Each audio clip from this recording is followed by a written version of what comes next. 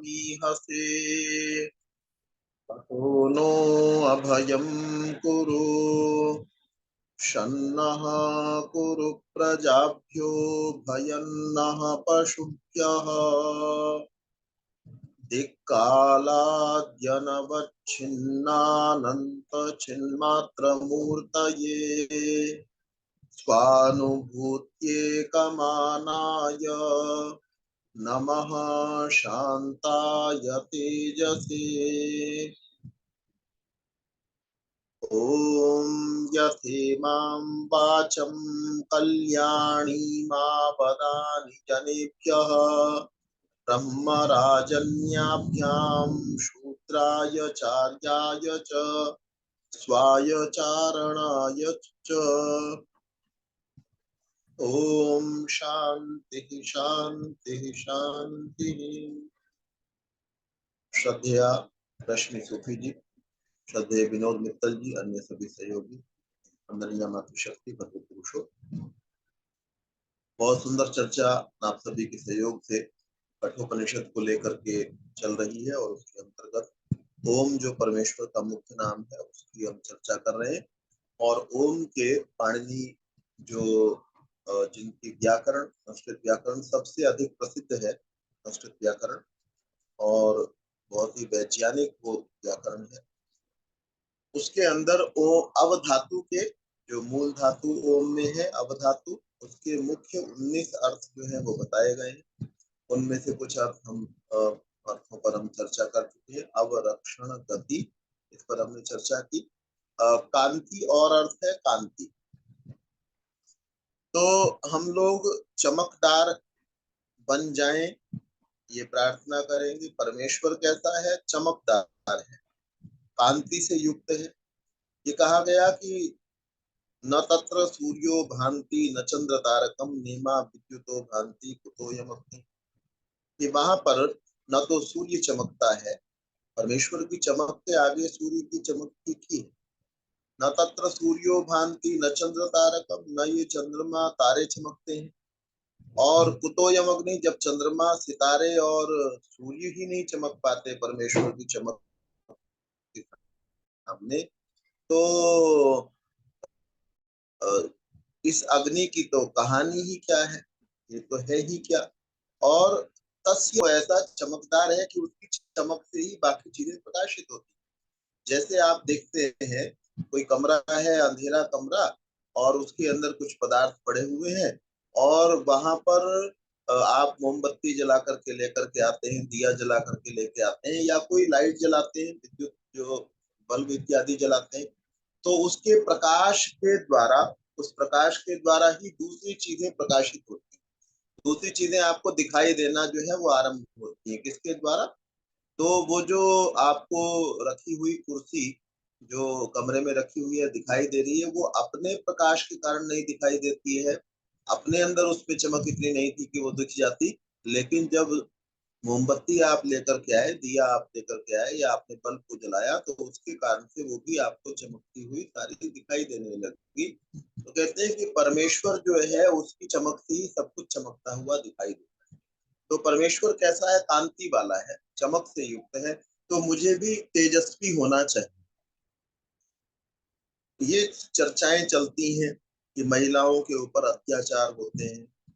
ठीक बात है, महिलाओं के ऊपर अत्याचार होते हैं, लेकिन आप अनेक महिलाओं को आप देखें, बहुत सी महिलाएं ऐसी हैं, उनको आप आंखों से आंखें ही नहीं मिला पाएंगे। उनमें ऐसा तेज होता है कि सामान्य व्यक्ति उनको देखते हुए भी उसको जो है ना ऐसा लगता है कि कैसे मैं इनको देखूं, उसके अंदर इतना प्रभाव होता है। तो ये प्रार्थना हमको ये करनी है, महिला में भी और पुरुष में भी। कुछ पुरुषों को कोई भी आता जाता छेड़ जाएगा, लेकिन किसी किसी पुरुष के अंदर वो अगर आपको देखने लग जाए, आपके अंदर देखने का साहस ही नहीं हो पाता कि आप उसको देख ही पाए, जबकि उसने कुछ नहीं कहा आपको, उसने कोई मार पिटाई नहीं की, कोई आपको धमकाया नहीं, कोई आंखों से उसने घूरा नहीं है।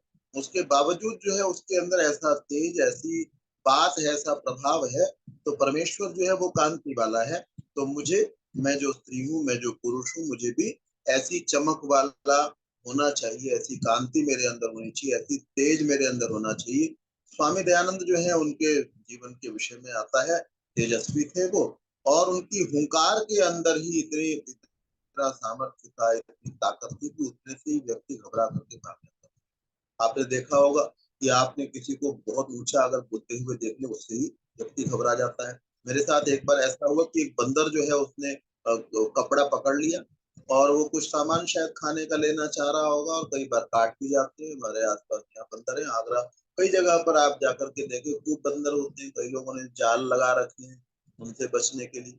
तो उसने पकड़ लिया, और मैंने जोर से चिल्लाया, पता नहीं डर करके चिल्लाया कि उसको भगाने के लिए चिल्लाया, देख तो दिया था, और इतने से ही वो भी घबरा करके जो है वो दूर हो गया। तो हमारे पास में सामर्थ्य है, और सामर्थ्य है कि हमको देखते हुए भी व्यक्ति सोचे कि इस व्यक्ति को देखना भी है कि नहीं देखना है ना, और बुरे भाव से देखने का तो विचार ही किसी के मन में ना आए। तो कांति जो है, परमेश्वर कांति से युक्त है, मुझे भी कांति वाला, मुझे भी चमक वाला, मुझे भी तेज वाला जो है वो बनना है। परमेश्वर के ही तेज से सारी दुनिया के पदार्थ जो है वो चमक रहे हैं। चमक वाला तो मुझे बनना है, जैसे धनपति तो मुझे मत बनना होता है, जैसे चमक वाला तो मुझे बनना होता है, विद्यावान तो मुझे बनना होता है, लेकिन उसके कारण से मुझ में घमंड नहीं आना चाहिए, है ना। जब मुझ में चमक आ भी जाए, मैं तेजस्वी हो भी जाऊं, मैं मेरे चेहरे पर बहुत ओज हो भी सही, उसके बाद भी, या मेरे शरीर में बल बहुत हो भी सही, या मेरी बुद्धि में बहुत सारा ज्ञान हो भी सही, उसके बाद भी मुझे विनम्र बने रहना चाहिए कि ये जो मेरे पास में, जब सूर्य भी परमेश्वर के दिए हुए तेज से चमकता है, तो मेरे पास में भी अगर कुछ तेज आया है तो वो परमेश्वर का ही किया हुआ है, और ये सदा रहने वाला नहीं है। तेजस्विता एक आयु है, उसके अंदर तेजस्विता रहेगी, और आयु 10 साल बाद, 20 साल बाद, 50 साल बाद वो तेजस्विता नहीं रहेगी। यहाँ तक का कि ऐसा होगा कि मैं जो सामान्य चल फिर पा रहा हूँ, वो भी मेरी गति बहुत क्षीण हो जाएगी।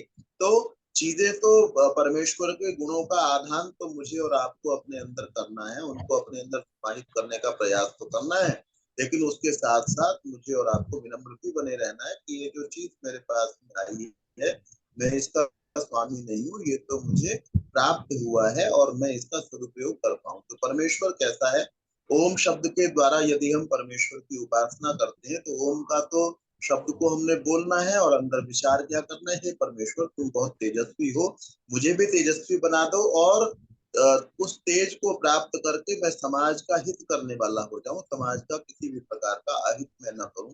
ये प्रार्थना मुझे ओम के जप के समय में करनी चाहिए, इससे मैं अपना भी हित करूं और समाज का भी हित करूं। हम लोग, बहुत सारे लोग अपना भी हित करने वाले नहीं, इस पर हम थोड़ा सा विचार करेंगे तो हम ये चीज पाएंगे।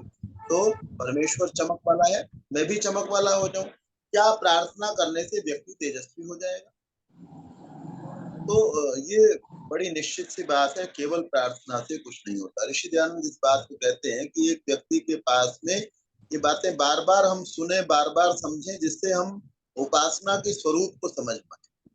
उपासना का स्वरूप केवल भगवान से मांगना मांगना मांगना मात्र नहीं। दिल्ली में एक इंद्रपुरी नाम से आर्य समाज है, इंद्रपुरी नाम की जगह है, वहां पर आर्य समाज है, अच्छी बड़ी आर्य समाज है। वहां पर मैं जाया करता था, तो वहां एक सरदार जी आया करते थे, बड़े विनम्र थे, और उनके हाथ में हमेशा माला हुआ करती थी। बाद में आकर के पैर छूते थे, बाद में आकर के बात भी करते थे, तो ऐसा व्यक्ति आमतौर पर पसंद अच्छी थी। तो उन्होंने बताया मेरे परिवार में जो है ना लोग इससे खुश नहीं है। तो मैंने कहा भाई ऐसा क्या हुआ, आपको क्यों पसंद नहीं है, आप तो अच्छा व्यवहार करते हैं। तो वो बताने लगे जी, मैं उतना मेरा ध्यान जो है ना भक्ति में ज्यादा है, और उनका जो भोजन इत्यादि का प्रबंध करना है उसके अंदर मेरा ध्यान जो है वो कम है। तो ये जो भक्ति है, ये भक्ति कर्म, पूर्व कर्म के साथ में होनी चाहिए। ऐसा नहीं होना चाहिए कि आप उसके कारण से आप केवल ही उपासना करने में लगे रहे। केवल उपासना मतलब केवल भगवान से प्रार्थना करते रहे, ये कर दो, ये कर दो, ऐसा कर दो, वैसा कर दो, इस प्रकार का भाव मेरा और आपका नहीं होना चाहिए। ऋषि दयानंद इस बात को लिखते हैं कि प्रार्थना जो है वो पुरुषार्थ पूर्वक होनी चाहिए, कि आपने चमक के लिए प्रार्थना की है, परमेश्वर तुम तेजस्वी हो, मुझे तेजस्वी बना दो, तो दिन में अपने सामर्थ्य के अनुसार तेजस्वी बनने का मुझे प्रयास भी करना पड़ेगा। दिन में तो मैं गलत सलत पदार्थ खाता हूँ, और दिन में मैं सोया रहता हूँ, जो दिन में सोता रहेगा रात को जागता रहेगा, और दिन में कोई उपयोगी काम नहीं करेगा, उसके पास चमक कहाँ से आएगी? चाहे वो सुबह उठ करके 1000 बार ओम बोले या 10,000 बार बोले, और 10,000 बार ही बोले हे परमेश्वर तुम तेजस्वी हो तो मुझे भी तेजस्वी बना दो, इतने बोलने मात्र से नहीं होगा। कि दिन में जितना मेरा सामर्थ्य है उतना मैं प्रयास करूं, जो मैं प्रार्थना कर रहा हूँ। इससे ऐसा लगता है, अगर मैं प्रयास नहीं कर रहा हूँ और प्रार्थना कर रहा हूँ, तो ऐसा लगेगा कि ये व्यक्ति जो है ना झूठी प्रार्थना कर रहा है, उस व्यक्ति की प्रार्थना झूठी है, जो उसके अनुकूल प्रार्थना प्रयास नहीं करता है।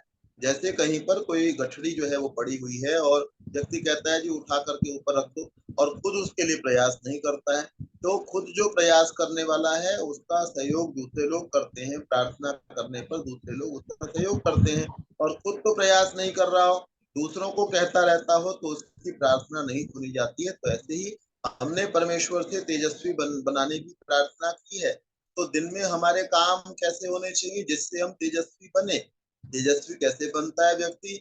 उचित शुद्ध पदार्थों का भोजन करके, उनको खा करके, उनको देख करके, शुद्ध चीजों को देख कर, कान से अच्छा अच्छा सुन करके, जितना सुनना चाहिए वैसा सुन करके, जैसा सुनना, जो बात सुननी चाहिए उसको सुन करके, जो नहीं सुननी चाहिए उसको ना सुन करके। तो उचित भोजन करना है ना, उचित पदार्थ को भूख से कम खाना, ये अगर हम पालन करेंगे तो हम तेजस्वी हो जाएंगे। और हर समय कोई ना कोई अच्छे काम के अंदर अपने आप को लगाए रख, जो अपने मस्तिष्क को जो लोग खाली छोड़ देते हैं, पता ही नहीं क्या बैठे सोचते जा रहे हैं, क्या क्या सोच रहे हैं। बहुत ज्यादा सोचना, चिंतन करना और बात है कि आप एक विषय को लेकर के चिंतन कर रहे हैं। कभी आपने कुछ बात सोची 1 मिनट को, दूसरे मिनट को कुछ बात सोची, कभी आपने अपने विरोधियों की बात सोचने लगे। इस प्रकार की जिस जिस चिंतन का, जिस बात का कोई उद्देश्य नहीं है, और आप ऐसे ही अपने दिमाग की घोड़े दौड़ा रहे हैं, ऐसे बैठा बैठा जो घोड़े दौड़ाता रहता है वो व्यक्ति तेजस्वी नहीं हो सकता है। तो तेजस्विता के लिए आपको भोजन जो है वो कैसा करना चाहिए? उपयुक्त भोजन जो है वो करना चाहिए, जो आपके शरीर के अनुकूल है, जो आपकी प्रकृति के अनुकूल है, वैसा भोजन मुझे और आपको करना चाहिए। और तेजस्विता के लिए क्या कार्य करना चाहिए? मुझे हर समय किसी अच्छे काम में अपने आप को लगाए रहना चाहिए, चिंतन, अच्छे चिंतन में लगाए रहना चाहिए। खेलना भी एक काम है, खेलना दौड़ना ये भी काम है, लेकिन सारा दिन, जैसे जैसे सारा दिन पढ़ाई संभव नहीं है, जैसे सारा दिन उपासना संभव नहीं है, सारा दिन बैठे रहना संभव नहीं है, सारा सारा दिन पद्मासन में लगाए रहना संभव नहीं है, सारा दिन खड़े रहना संभव नहीं है। ऐसे ही सारा दिन कोई काम नहीं होगा, लेकिन हर अलग अलग समय पर आपको किसी अच्छे कार्य के अंदर लगे रहना चाहिए। तो उससे क्या हो जाएंगे हम, हमारे तेजस्वी होने की संभावना बढ़ जाएगी।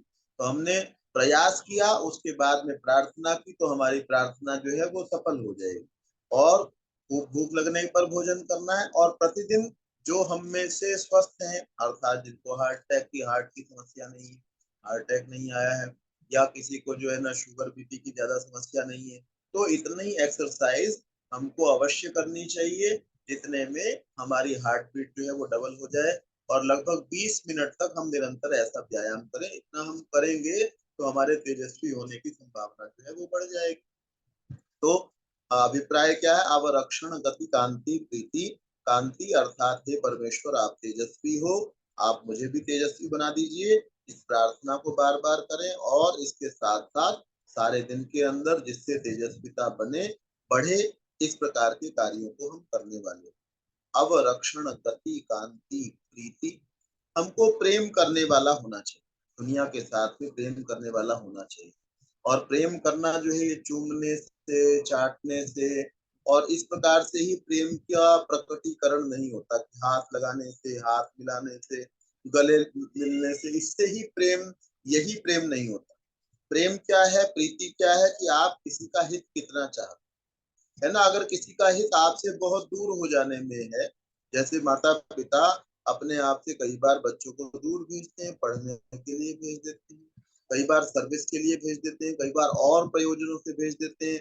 कई बार माता पिता क्या सोचते हैं कि ये बहू रानी जो है वो अलग होना चाहती है, और ये अगर हमारे साथ में रहेगा, हमारी सेवा करेगा तो बहू को अच्छा नहीं लगेगा। इस विचार को रखते हुए बेटे को और बहू को उन्होंने कहा भाई आप लोग अलग रह जाओ। अब ये जो माता पिता का कार्य है, कर तो अपने आप से दूर रहे हैं, लेकिन वो उसके साथ में, बेटे के साथ में प्रीति कर, मैं ऐसा नहीं कह रहा कि ऐसा हमको करना चाहिए, लेकिन प्रीति केवल पास रखने का ही नाम नहीं है। मोह अलग चीज है, प्रीति अलग चीज। मोह में आदमी गलत काम करेगा, कर्तव्य से अलग हो जा कर सकते हैं। समाज का जितने ज्यादा व्यक्तियों का आप हित चाहें उतना ज्यादा आप अच्छे हैं। तो प्रीति मतलब हम कितना लोगों का हित करते हैं, कितना लोगों का हित चाहते हैं, कितना लोगों को हित करने का प्रयास करते हैं। ये परमेश्वर, मैं अगर ओम शब्द के द्वारा परमेश्वर की प्रार्थना करता हूँ, स्तुति करता हूँ, उपासना करता हूँ, तो मैंने ये कहना है कि ये परमेश्वर तुम सारे संसार से प्रीति करने वाले हो, मुझ में भी प्रेम भाव को जागृत कर। मैं लोगों के साथ में द्वेष करने वाला न हूँ।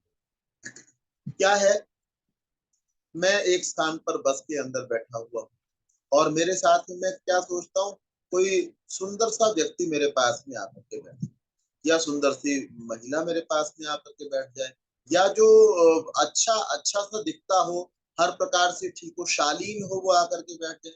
अब कोई जिसके जो है ना, देखने से ऐसा लगता है कपड़े कुछ कटे फटे से हुए हैं और जो है वो कुछ गरीब सा लग रहा है, वो आकर के बैठने का प्रयास करता है, तो मैं क्या करता हूँ, मैं ये कहता हूँ उसको, नहीं भैया यहाँ तो कोई बैठा हुआ है। अब ये जो मैं प्रयास करता हूँ, ये किस लिए करता हूँ कि मैं उस व्यक्ति के साथ में प्रीति नहीं कर पा रहा। किसी व्यक्ति के अंदर कोई कमी है, उसके पास में कपड़ों की कोई दिक्कत हो सकती है, उसका शरीर मैला हो सकता है दिखने में, उसने हो सकता है बाल को ठीक से बहाया ना हो, बाल ठीक से बनाए हुए ना हो, उसको कपड़े पहनने का सलीका ना हो, उसको खाने का सलीका ना हो, तो वो सलीका मुझे उसके साथ घृणा करके मैं उस सलीके को नहीं सिखा सकता, उसके साथ प्रीति करके मैं उसको बदल सकता, है ना।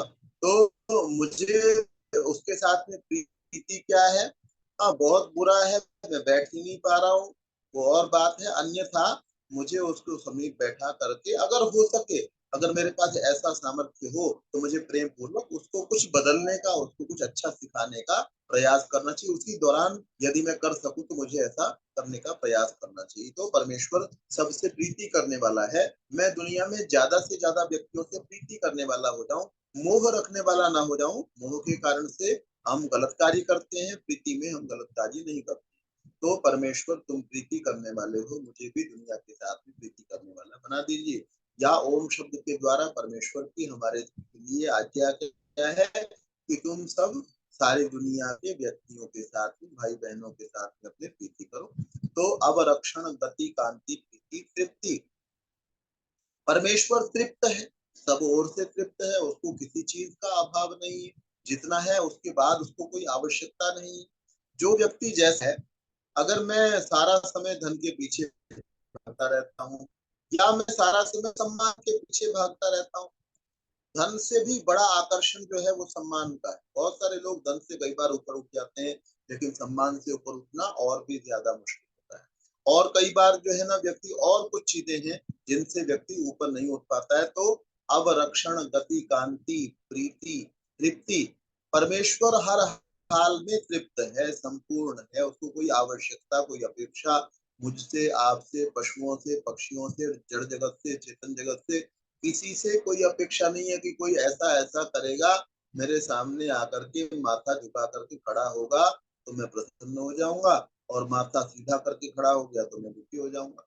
आंखों से जो है ना कोई मुझे गलत दृष्टि से देखेगा तो मैं दुखी हो जाऊंगा, और आंखें झुका करके मेरे सामने खड़ा होगा, प्रेम पूर्ण उसकी दृष्टि होगी तो मैं प्रसन्न हो जाऊंगा। तो ऐसा परमेश्वर कैसा है, वो तृप्त है। हे परमेश्वर, आप हर हाल के अंदर तृप्त रहने वाले हो, कैसी भी संसार के अंदर स्थितियां हो, आप तृप्त रहते हो। मुझे भी ऐसा सामर्थ्य दो कि मैं भी तृप्त रहने वाला बन जाऊं, हर हाल में तृप्त रहूं। अब ये प्रार्थना हमने सुबह करनी है, और दिन में ये प्रयास करना है कि मैं तृप्त दिखाई दूं, है ना। दिन में मेरे पास ये नहीं कि सुबह तो प्रार्थना मैंने 1000 बार की, 100 बार की, परमेश्वर आप तृप्त रहने वाले हैं, मुझे भी तृप्त बना दीजिए। आपने ओम बोला और मन में ये प्रार्थना की, बार बार बोला, लेकिन दिन में आप भाग दौड़ आपने मचा रखी है। थोड़ा सा आपको खाने में कोई चीज कम मिल जाती है, दूसरा साथ वाला व्यक्ति है उसकी थाली में कुछ ज्यादा चीज आ जाती है, अपने ही भाई इत्यादि की थाली में। आप किसी लंगर के अंदर चले गए हैं, वहां पर आपको दिखाई देता है आपके पास कोई चीज आई है, कम आई है, उसके पास में ज्यादा आ गई है, तो आप अतृप्ति अपनी प्रदर्शित करते हैं। या आप दुकान पर बैठे हुए हैं और दुकान पर बैठे हुए आपकी जो है ना सेल कुछ कम हुई है, जबकि आप ईमानदारी से काम कर रहे हैं, दूसरे की कुछ ज्यादा हो गई है किसी भी कारण से, और आप अतृप्त हो जाए, बड़ा परेशान हो जाए, ऐसा क्या है, मैंने ऐसा क्या गड़बड़ कर रखी है, मेरे साथ ऐसा क्यों होता है, मेरे ही साथ क्यों होता है। तो ये जो तृप्ति का भाव, जो तृप्ति की प्रार्थना मैंने प्रातः काल की थी, सुबह उठ करके मुझे सारे दिन के अंदर प्रयास क्या करना है कि मैं तृप्त व्यक्ति जैसा होता है वैसा व्यवहार अपनी ओर से पूरा प्रयास। प्रार्थना पुरुषार्थ पूर्वक होनी चाहिए। प्रार्थना कब करनी चाहिए, याचना कब करनी चाहिए, जब अपना पुरुषार्थ हम पूरा कर चुके। तो हमने सारे दिन में प्रयास किया कि हम तृप्त व्यक्तियों जैसा व्यवहार करें। हमारे बच्चों ने हमारे साथ अच्छा व्यवहार किया, बुरा व्यवहार किया, दोनों अवस्थाओं में हम तृप्त रहे, क्योंकि मुझे प्रसन्न रहना है, क्योंकि मेरा परमेश्वर तृप्त है। वो जब तृप्त है तो मुझे भी तृप्त रहना है। जैसी अवस्था है वैसी में तृप्त है ना। आप और मुझे तो जानने वाले लोग बहुत कम हैं, लेकिन परमेश्वर को जानने वाले लोग बहुत हैं, है ना। उसका नाम लेने वाले बहुत लोग हैं, और उसको बुरा भला कहने वाले बहुत सारे लोग हैं, जबकि परमेश्वर में तो कोई कमी है ही नहीं। मुझ में और आप में तो कमियां हैं, एक नहीं हजारों हैं, सैकड़ों हैं। हम हजारों कमियों वालों को कोई बुरा कह देता है, हम अतृप्त हो जाते हैं कि मेरे साथ में ऐसा व्यवहार कैसे कर दिया। परमेश्वर जो सब तरीके से पूर्ण है, उसमें कोई कमी भी नहीं है। उस कमी के ना होते हुए भी लोग उसको पता नहीं क्या क्या कह देते हैं, उसके बाद भी वो एक रस रहता है, सदा आनंद में रहता है। तो जब परमेश्वर तृप्त है, मेरा भगवान तृप्त है, तो मैं अगर उसका सच्चा भक्त हूँ तो मुझे भी तृप्त रहना चाहिए। तो ओम शब्द के द्वारा हमको ओम का उच्चारण करना है, और प्रार्थना बार बार क्या करनी है कि ये परमेश्वर आप सदा तृप्त रहने वाले हैं, मुझे भी तृप्त रहने वाला बना दीजिए। और दिन में प्रयास ये करना है कि मैं तृप्ति का भाव मेरे अंदर आ जाए, कैसी भी स्थितियां हो उसके अंदर। तो अवरक्षण, गति, कांति, प्रीति, तृप्ति, अवगम, प्रवेश। अवगम मतलब समझना। अवगम का मतलब क्या है, समझना।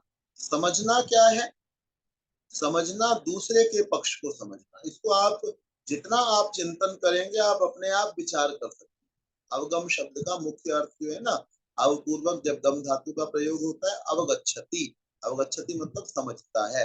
अवगच्छामि मतलब मैं समझता हूँ, अवगच्छामि समझ रहा हूँ। तो अवगम परमेश्वर जो है वो आपके पक्ष को भी समझता है।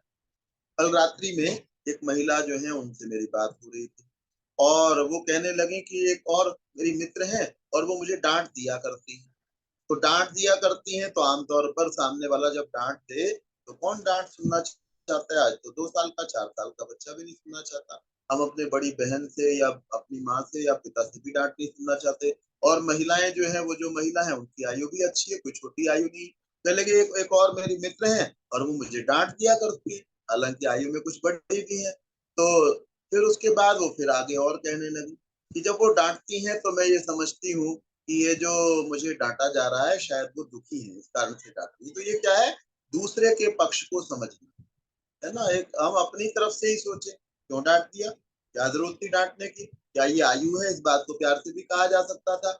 लेकिन हमने क्या किया, हमने दूसरे के पक्ष को समझा कि वो व्यक्ति शायद हो सकता है कहीं से दुखी हो, दुखी होकर के आया है। और कई बार मेरे से वही तो महिला है जो मेरे साथ कई बार बहुत अच्छे से बात करती है, तो आज अगर कुछ ऐसा कर भी दिया तो क्या बुरा हो गया। तो अब गम का मतलब है समझना। हे परमेश्वर, आप दूसरे लोगों को समझते हो, अच्छे से जानते हो, तो मैं भी दुनिया के लोगों को समझने का प्रयास करूं। वो जिन परिस्थितियों में, मैं कई बार ये बात कहा करता हूँ कि अगर कोई व्यक्ति मर्डर करता है, मर्डर कर दिया है किसी ने, जो या कोई भी और किसी बड़े से बड़ा अपराध जो आप समझते हो किसी का, तो मर्डर करने में कोई वो मर्डर करने वाला ही सारा कारण नहीं। किसी ने चाकू बनाया है जिससे मर्डर करना संभव है, तो भी कारण हो सकता है। फिर उसकी जो मनः स्थिति है उसके बनने में, कि एक व्यक्ति मतलब किसी की जान लेने के लिए तैयार हो गया, वो खुद तो ऐसा ही नहीं बन गया होगा, वो पैदा तो ऐसा नहीं हुआ होगा।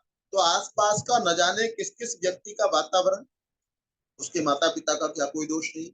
वो जिस विद्यालय में पढ़ा, क्या उसमें उसको ये नहीं सिखाया जाना चाहिए था कि तुमको कैसा व्यवहार करना है। मर्डर किया, और एक अच्छे व्यक्ति का, साथ में मैं ये जोड़ रहा हूँ कि अच्छे व्यक्ति मर्डर किया, तो जिसको हम गलत कह सकते हैं।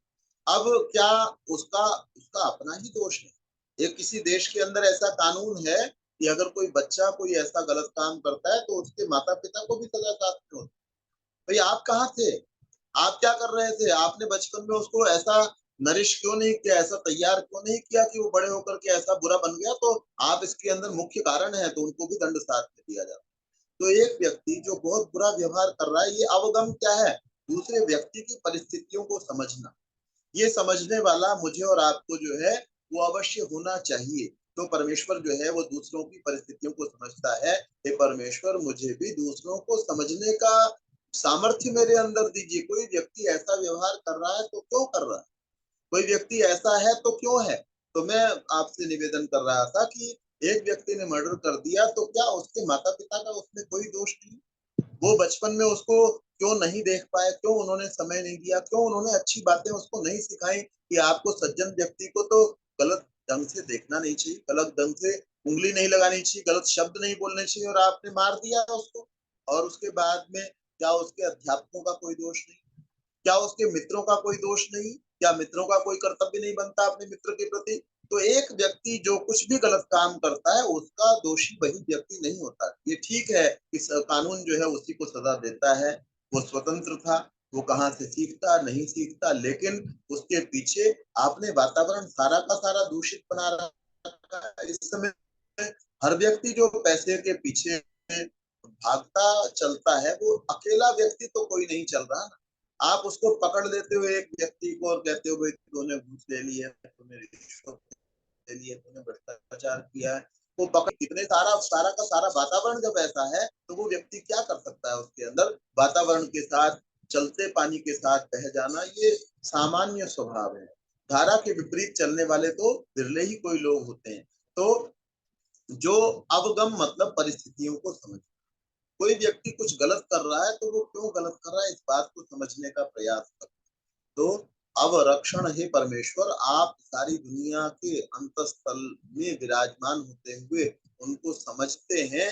मैं भी दुनिया के जो मेरे संपर्क में आने वाले लोग हैं उनको मैं समझने का प्रयास करूं, वो जैसे भी हैं वैसे ही उनको समझने का कि ये ऐसे क्यों बन गए, क्या उनको वैसा बनाने में कहीं मेरा भी थोड़ा बहुत योगदान तो नहीं है।